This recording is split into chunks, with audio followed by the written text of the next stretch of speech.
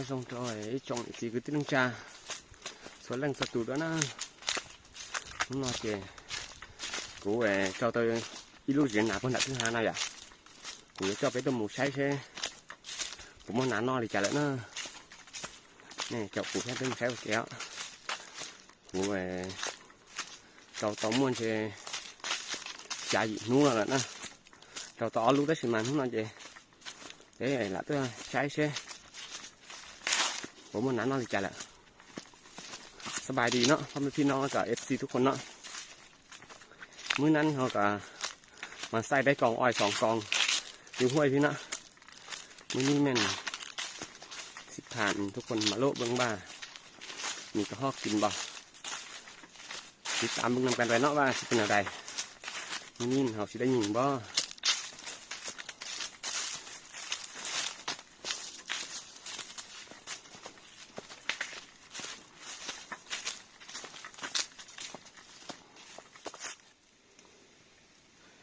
โอ้ตัวสลันนอนที่เจตัวปอนหนาตัวอันดานะหนาตัวสองเตี้ยเร็วจะนอนอย่างก็ยังอ้อมมองเกียร์ซินะหนาตัวดันจะชกนั่นแหละกูจะเป็นใช้ตู้เสียใช่หนาพนอนจ่ายแล้วนะติดตามเบิ่งนำกันไปเนาะว่าของอ้อยเขาเป็นอะไรเนาะสิมีกระหอกกินบ่อยู่ลุ่มมันของอ้อยนะตรงนี้เนาะของอ้อยนะcái này mình sống kia sẽ là có nói cả nó tao tóm bị ạt thịt nó kia là còn oi ní sai đấy chết mưa nó thì tạm bưng cần tới là bên đầu này lại lọt cờ xuống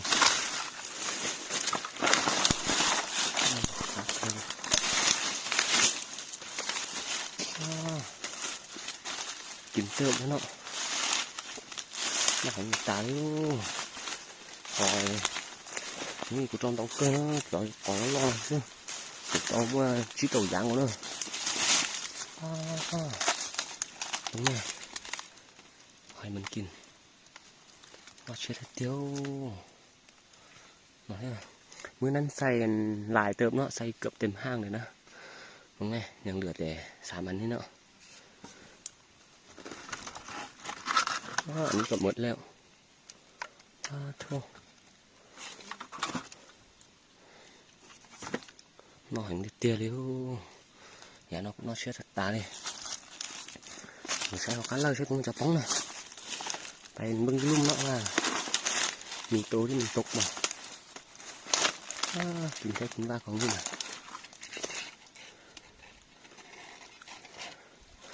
một hình như đó bằng mẹ máy như làสุดยอดเลยไหมนี่นะ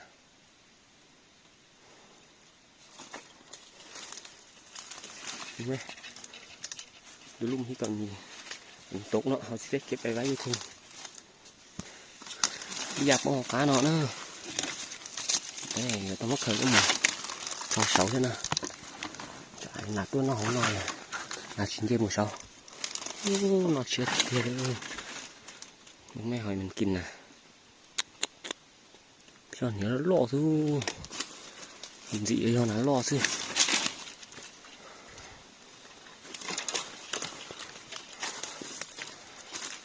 mà hành cơ nó như của trò còn đau cơ thôi chứ mà chúa cái mộng nọ chứ nó cho nó nè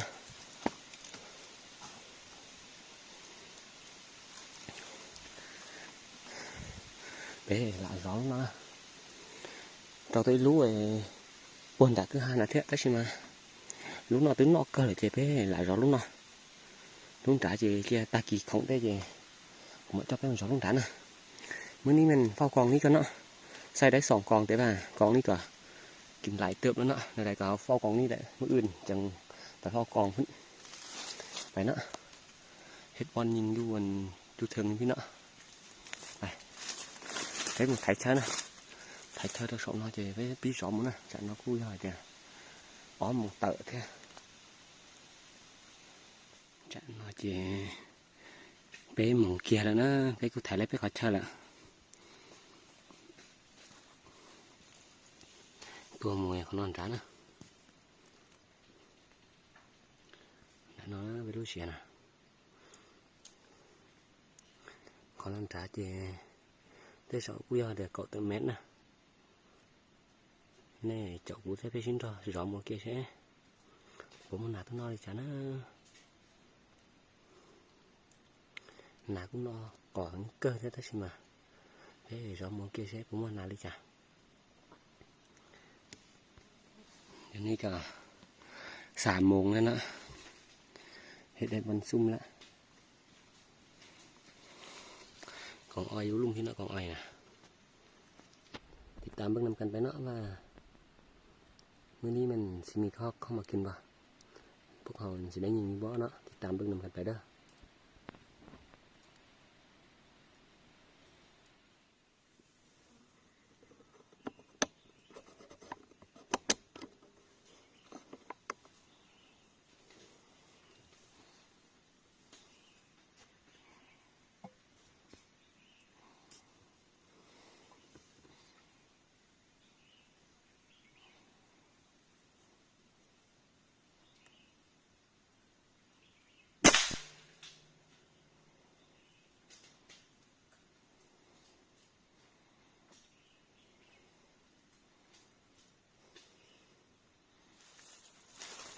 ตัวsố lâu rồi thì bây giờ là móc khởi chạy nã tua nã thế là chính trái nè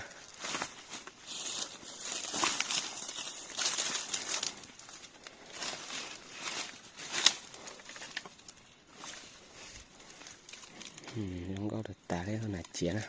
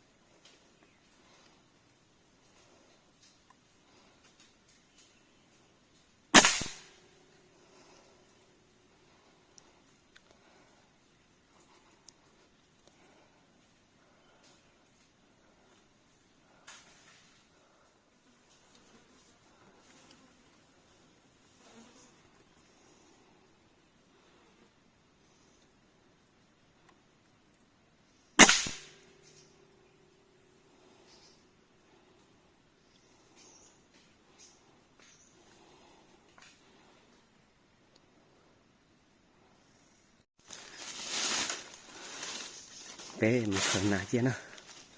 tua số lâu rồi thì một khởi cho cái nã tua thì này chỉ cả nó nó lại cái tua nó lại ở trong này chén ở trong này chúa lại nó vui một khởi trong này chúa thế nè phải kịp tụi cái này nó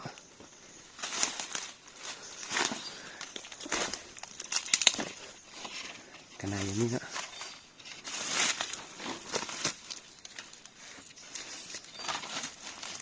3 แต้มแล้วสีไทยรอดตายแล้ว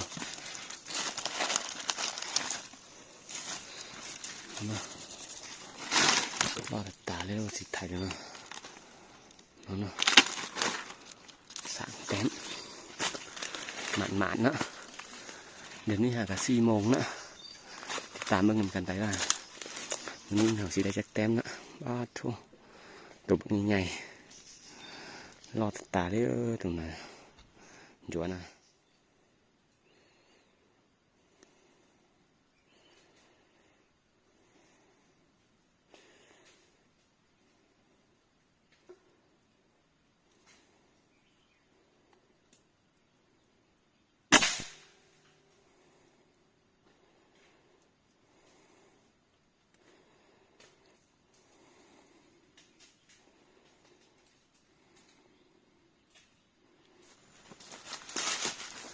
หมกเขือนะ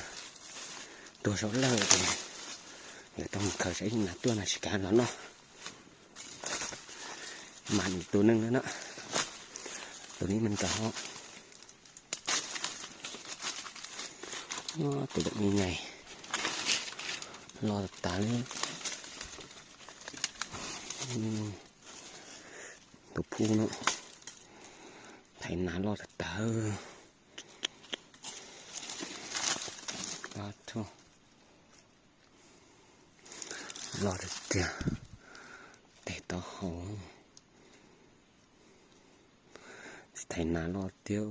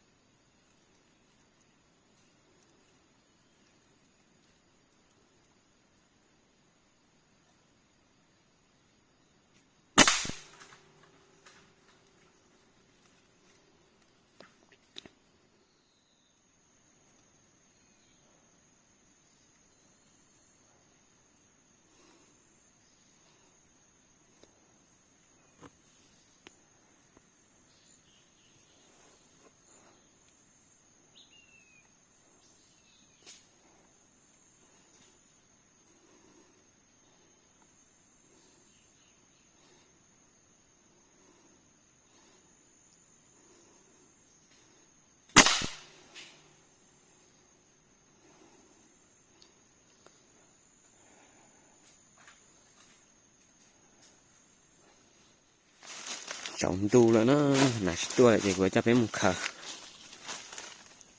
มันนอนจะปอตัวtrâu nia xí nèตัวtrâu nia chỉ cũng lấyตัวtrâu phọถ้าฉันมันต้องใช้lấy lâu nia phải lại chó nia đặt nó xí nè chuối tu nàn chùa ấy tu nạt thanh thế thấy mình thiệt sẽ bột bỏ nữaนี้มันได้ยินแต่หกนัดเนาะไปเบิ่งว่าสิเห็นบ่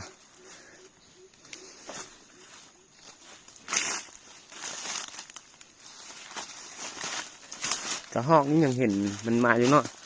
เห็นมันไตอยู่ลุ่มนี่แหละโดดไปโดดมาอยู่แต่เพื่อบ่เห็นมากินของอ้อยแล้วบ่ได้ยินเนาะจังปล่อยนาตัวได้ใช่มั้ยจะเตะจะเทียนคันเลยมาซื้อเจปอตัวไปเสียดิเจท่านเนี่ยไล่ตัว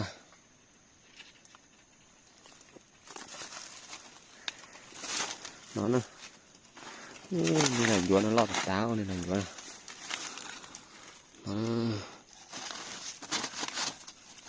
นั่นฉาดเท่านะไงฮะอันนี้ตัวแม่เนี่ยยังเดือตัวกระหอกเนาะนี่ไงนัดทั้งvậy sao trong chỉ chơi rong thế thì nó có tua tê tà để bỏ nó khua học cá lời nó chứ đây mà muốn thiệt chứ bỏ nó in này chỉ bỏ nè sẽ cho chỉ rong chỉ tua nên là thắng nè tồn cá hอกนั่นคือสิบ่ตายแล้วเนาะไอ้ซอกบ่เห็นเป้มุนเลยเชิญไปสอนนั่นจงเปไปนะคืนนี้แม่น ฝ้าหนูไว้นะน่าจะมีหนูไว้ป่ะกระหอกตัวเมื่อกี้เล็งใส่หัวบักคักๆแล้วยังบ่ตายอีกคือสิแม่นดาดแหละจากบ่ตายนะ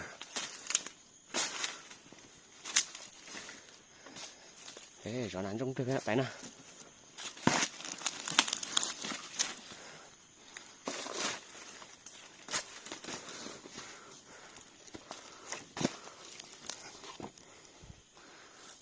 มานะอินเนี่ยนะทั้งเย่ยอชิไลละเจไลชิ้นเนี่ยนะซินะเพ่จอนั้นจงมือชี้เชฟไปไล่ตัวนั้นจงจ้ะคืนนี้นะได้5 แต้มนะ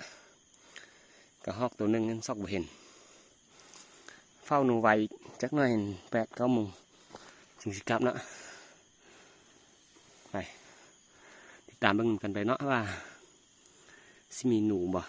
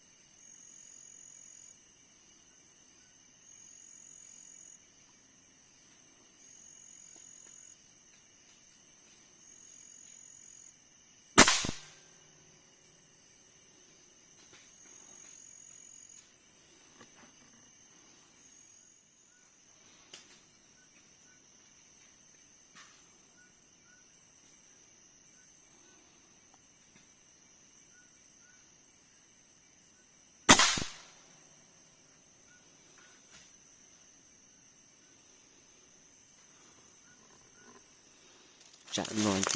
กุลีแล้วเถอะหนาก็จังได้ตัวก็ได้ขึ้นมากูเท่าไหร่กะแล้วนอนเลยเหรอเจเพ่มุกเคยหนาจะเพ่มุกเฉยนะได้ตัวชิปพอยอ่ะเพ่มุกเฉยใช่ปอดเชือกตูนะอ๋อตัวสำเร็จแล้วตัวน่ะน่ะจั่วซื้อตัวน่ะ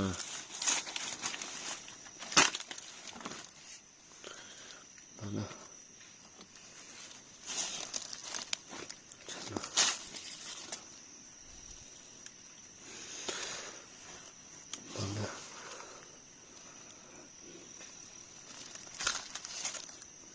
ตัวเมซ่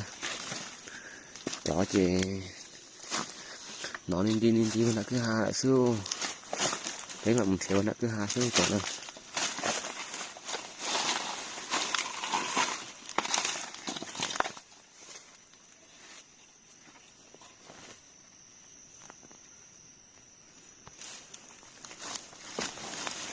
นอนเล่นเทียร์เราพวกนั้นคือหาเราเลยนะหลังเทียร์ใช่ตื่นแล้วนะ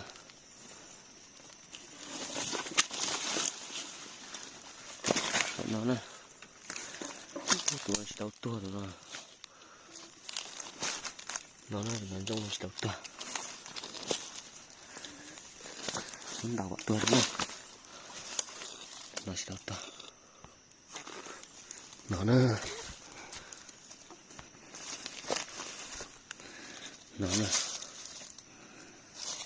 ít tu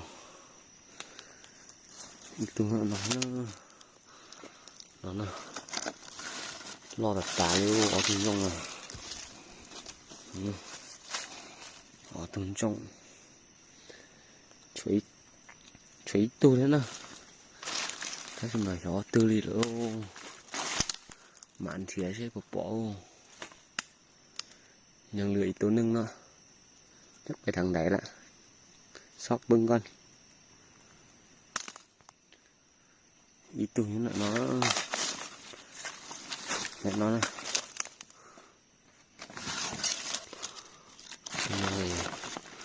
มันน่าชัวซื้ออยู่อ๋อนะ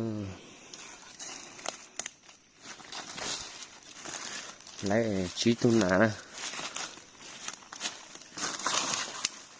อ๋อตุ่นจงเหรอเป๊ะตุยà mà đặt cặp lá lọt cờ theo ở tuần bên trong ở tuần trong rồi bé tuần là chua đó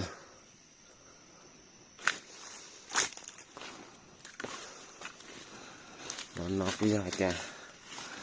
tao lụi cờ thế chẳng bỏ tua chống cơ đó mà phù thô rồi chứ cả nó dễ là gì thánh lại lấy tua chứ lì thì bên một chế này như vậy mình đã có tôi rõ rồi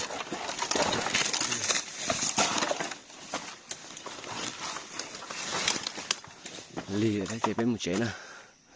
đây nó này đã có tôi rõ luôn á như cả mảnh luôn nữa đâyหนูตื้อมี5ตัวเนาะรวมกันเป็น10ตัว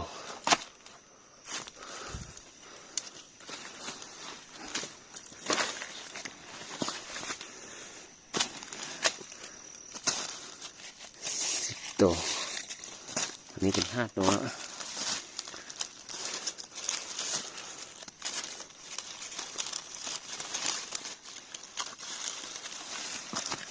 โธ่ไปนะขึ้นไปฮอดอยู่รถแล้วค่อยไปสรุปผลงานพุ่นนะแป้งเกมตัวผู้ชมเช็ดจะเป็นแบบมึงใช้ไปตัวไรเจอตัวนะขึ้นมาฮอดอยู่รถแล้วนะมาสรุปผลงานของเขาrồi cho sợi chế này sửa chế bé đấy về chơi tủ nán này là chĩa on nè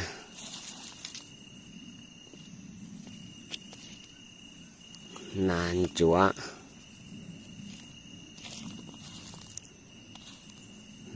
có on nè thế nào on nè nàn chúa thế ít tu là trắng nàn trông thế nàn trông ót tu thế này cái tu là chua nè nó mà nó ผลงานคืนนี้เนาะหมันพอสมควรอยู่หมอนนะหมอนก็เต้าหรือเกิดแท้อ๋อเปล่าเจ้าdị cậu lấy cậu tú nữa lấy 10 ตัวเนาะคืนนี้น่ะหมันอยู่กระหอกเป็นเสียตัวนึงเนาะกระหอกน่ะฉันก็ได้11 ตัวละอีตัวน่ะทั้ง10 ตัวจะสิไล่อ่ะไม่เท่าลีทำหมดนอซินะvề là sinh chỉ nó thế nó ta kỳ thì cũng không gì của mình đã cho bé một tua đôi lú dễ chết nè nuôi của cho to luôn rồi hôm nay gì cũng có tua lú sẽ hình chữ luôn